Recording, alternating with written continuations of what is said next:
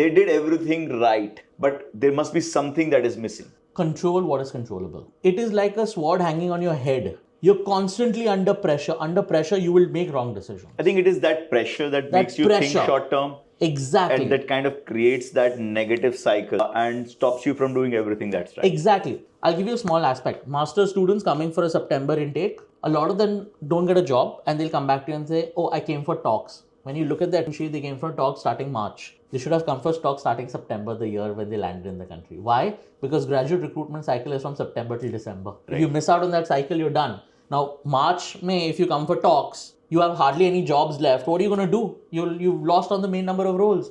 So you think you've done it correctly, but you may not have. Then I asked them, why are you giving a bad review? They didn't make my LinkedIn for me. And I was like, what? They're not supposed to make your LinkedIn for you. You are supposed to make your LinkedIn for yourself. A student should invest a minimum of 1 to 2 hours on a daily basis on activities relating to job search. 1 hour a day. Forget 2. 1 hour a day. Do it consistently for 6 months, you'll get a job. If you are looking to study abroad, then watch this full video and subscribe to our channel to stay updated. Absolutely. But I have a lot of students and I speak to them and I get messages from them, I get comments from them where they say that, they did everything right. They went to the classes, they did their assignments, they scored well, they did their projects, yet after graduation, they are struggling and they don't have a job. Correct. I'm sure you would know also a large cohort of students who are genuinely putting in the effort, and they are the ones who pain me a lot, because 100%. It kind of we want to understand what should they be doing. What do you think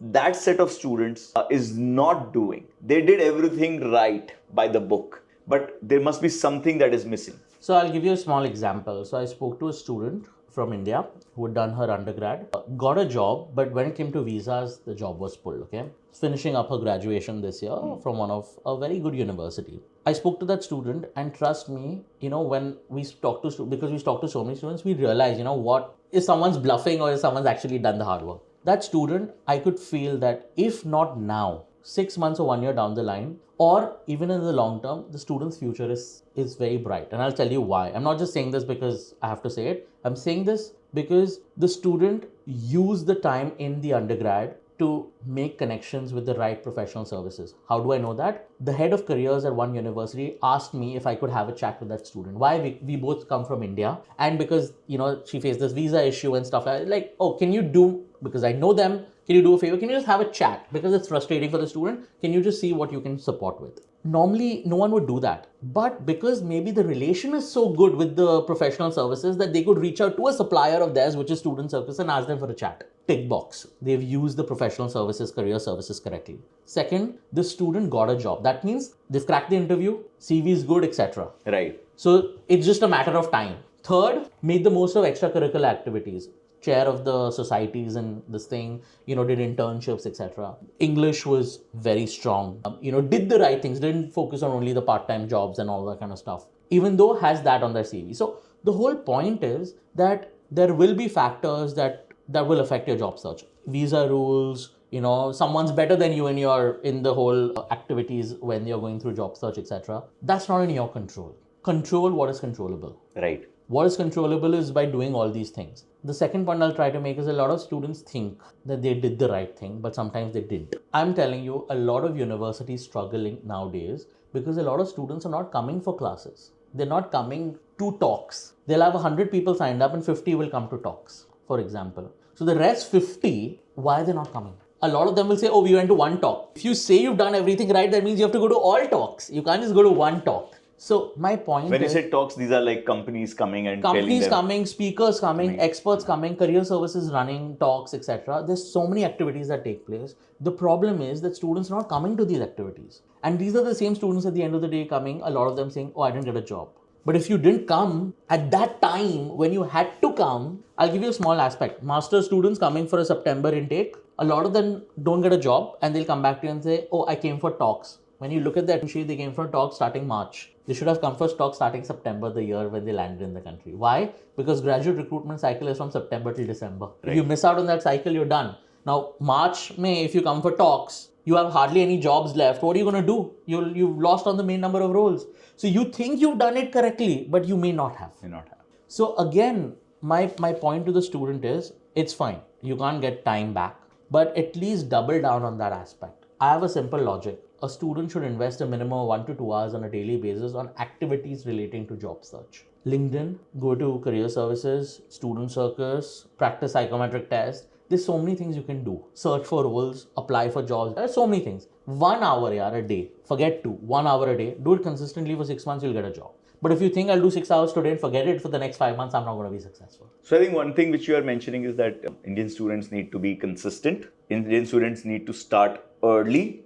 So the moment you are coming in, and Indian students need to start utilizing the resources that are available to them, be it career services, be it student circus platform, and be use it them LinkedIn. in the correct way. Sorry for coming in there. I'll give you another small example. I spoke to an Indian student, again through and through connection, and they said, can you have a chat? And I said, fine. The student graduated from a Russell Group Institute. I had a chat with the student. I was asking the student questions on what their preparation was, because the first thing is, I didn't get a job, help me get a job. And I said, I can't help you, I will guide you. I said, did you go to your career services? You know what they said? They really didn't use good words for the university career services. Now I work with them, so I know what they do. I'm not trying to defend the career services. Then I asked them, why are you giving a bad review? They didn't make my LinkedIn for me. And I was like, what? They're not supposed to make your LinkedIn for you. You are supposed to make your LinkedIn for yourself. They are supposed to guide you. In fact, that university career services even has a photographer coming for LinkedIn headshots. Guess what? The student doesn't even know that. So my mindset is, if you're going to the career services and saying, make my LinkedIn for me, that is wrong, right? So that's why we're coming from that expectation. If you want to understand more about your study abroad plans, and if you are looking to study abroad in any country in the world, me and my team, we help you guys in understanding your profile, helping you with your university applications, and getting you your study visa for studying abroad. So guys, if you want to learn more about what you can study abroad, then send me a WhatsApp on this number below and I will reply to you and connect with you. Also, this WhatsApp number is available in the description, so you can pick it out from there as well. Now, let's get back to our interview. How things work. I think expectation and entitlement, I think that's a strong message It's for all the students. It's a strong message. And, coming to the ROI point, again, this might not be a very famous point, and I'll get a lot of brickback from a lot of people watching it, but I have a simple logic. Sit with your parents or guardians, whoever is funding your education, or even yourself, if you have enough of money in your bank, and ask yourself and your parents in a very honest conversation that, God forbid, I don't get a job and I come back and I have a loan of either 10, 20, 30, 50 lakhs, 1 crore, 2 crore, whatever it is. If you all paid back, if that is the parents paid back, will it affect their lifestyle? If it will negatively affect their lifestyle in a big way, do not take a loan, do not come. Because that, it is like a sword hanging on your head. You're constantly under pressure. Under pressure, you will make wrong decisions. I think it is that pressure that makes you think short term. Exactly. And that kind of creates that negative cycle. Exactly. And stops you from doing everything that's right. Exactly. I know people whose parents will take loans, but it will not negatively affect them in a massive way if they have to pay it back.